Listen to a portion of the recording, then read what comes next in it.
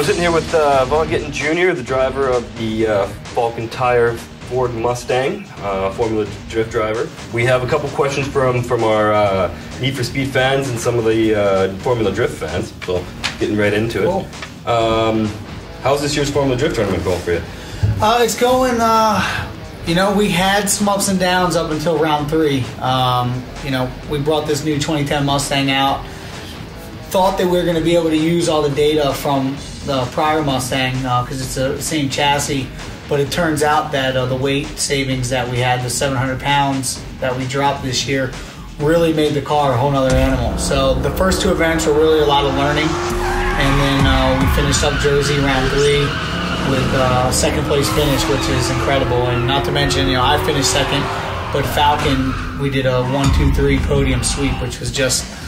Unheard of, groundbreaking in drifting for a tire manufacturer to dominate Formula D like that. So it was, you know, testament to you know, Falken Tire and our team and our engineers at ASD in Charlotte. So just an incredible weekend we had in Jersey. That's great. How much are you seeing in terms of performance-wise between the new 2010 year older one? Well, from our competition car compared to our 05 chassis car, it's night and day. I mean, we dropped 700 pounds, we have 100 more horsepower, we have a quick change rear, and the things that my engineering team has done with the suspension and you know, in-dash adjustment on each corner, you know, it's a lot more technologically advanced. I mean, but as far as a factory car from the showroom, the new 2010 is incredible.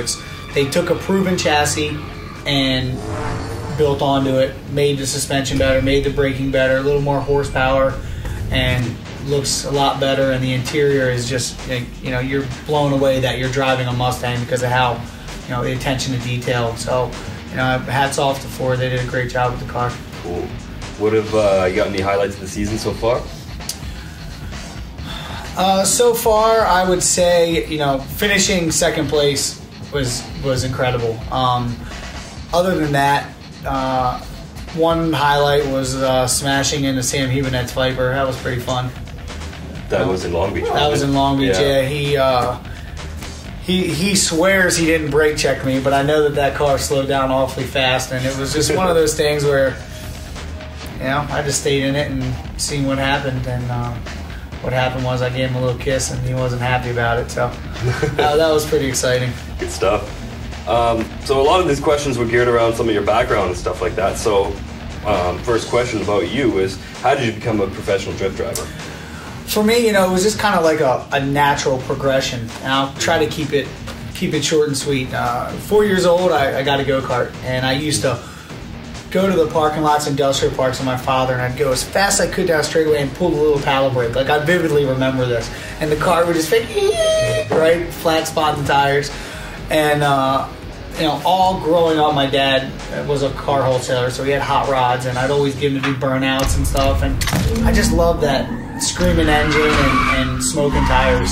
And so when I was 16, I started racing motocross. Always had the need for adrenaline in my blood. I mean, I skated, I did some BMX stuff, and so at 18, I got a Nissan 240SX, my first rear-wheel drive car, and I used to go to industrial parks and parking lots. This was, you know, this is when everyone was driving Honda Civics, and front-wheel drive cars were cool. And I used to go out and just do burnouts and donuts and just play around, fishtailing, and then I saw this video drifting online, and I was like, oh my god, this is ridiculous. Like, there's a sport where you can fly around, slide, tire smoke, engine scream, like, this is me.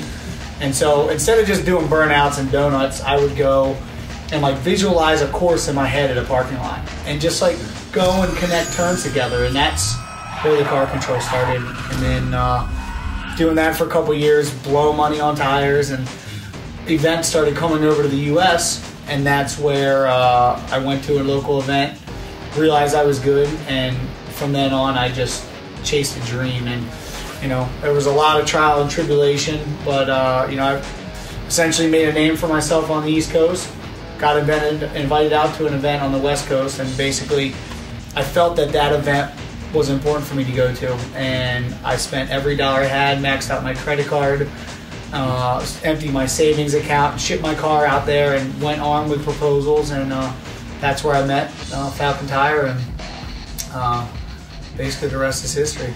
Cool. So your first competitive car was a? First car was a Nissan 240SX that I built. It had I still have it.